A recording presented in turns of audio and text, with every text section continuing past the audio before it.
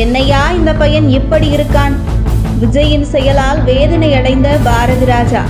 பக்கத்து வீட்டில் குடியிருந்தது குத்தமா?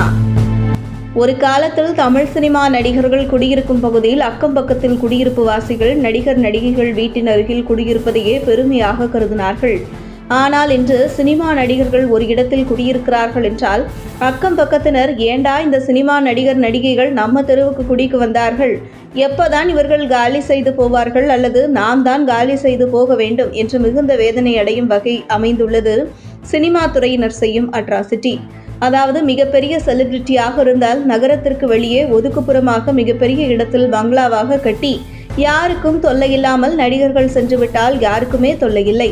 நகருக்குள் நடிகர்கள் குடியிருக்கும் போதுதான் அக்கம் பக்கத்தினர் குடியிருக்க முடியாத அளவிற்கு பெரும் தொல்லை தொந்தரவுகளை சந்திக்க நேரிடுகிறது.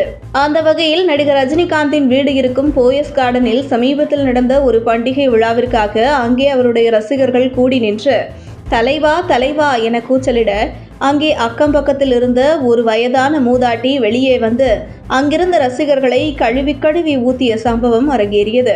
அக்கம் பக்கத்தினர் கழுவி ஊத்துகிறார்கள் என்றால் ரஜினியால் மிகப்பெரிய பாதிப்புக்கு உள்ளானதால் ஏற்பட்ட கோபத்தின் வெளிப்பாடுதான் இது. அதுவும் தற்பொழுது நயன்தாரா குடியிருக்கும் அபார்ட்மெண்ட்டில் அவர் செய்யும் அட்ராசிட்டி ஐயையோ தாங்க முடியலடா சாமி என அந்த அபார்ட்மெண்ட்டில் குடியிருக்கும் மக்கள் பல இன்னல்களை சந்தித்து வருகிறார்கள். குறிப்பாக இதுவரை 50க்கும் மேற்பட்ட புகார் நயன்தாரா மீது அங்கே குடியிருக்கும் மக்கள் அபார்ட்மெண்ட் நிர்வாகத்திற்கு கொடுத்ததாக கூறப்படுகிறது. இருந்தும் வேறு ஒருவராக இருந்தால் நடவடிக்கை எடுக்கும் அபார்ட்மெண்ட் நிர்வாகம் நயன்தாரா ஒரு செலிபிரிட்டி என்பதால் அவருக்கு வார்னிங் கொடுக்க கூட தயங்குகிறது அபார்ட்மெண்ட் நிர்வாகம். அதாவது அந்த அபார்ட்மெண்ட்டில் குடியிருப்பவர்கள் வீட்டிற்கு 2 கார் தான் உள்ளே பார்க் செய்ய வேண்டும் என்கிற ஒரு விதி இருந்தாலும் கூட நயன்தாரா 4 கார்களை உள்ளே விதிகளை மீறி பார்க் செய்து வைத்துள்ளாராம்.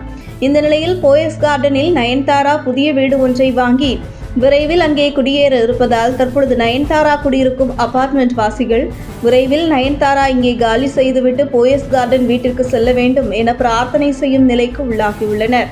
இந்த நிலையில் நடிகர் விஜயின் அட்ராசிட்டி குறித்து ஒரு தகவல் வெளியாகியுள்ளது.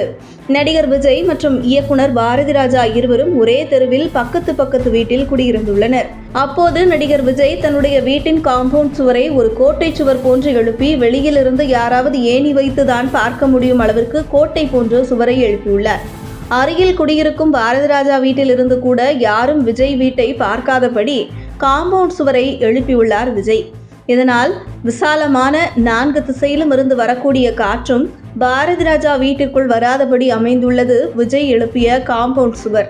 பாரதி ராஜாவும் என்னடா இந்த பையன் இப்படி இருக்கான், அப்படி என்ன அவர் வீட்டின் உள்ளே பார்த்துவிட போகிறோம் என மிகுந்த வேதனை அடைந்தாராம்.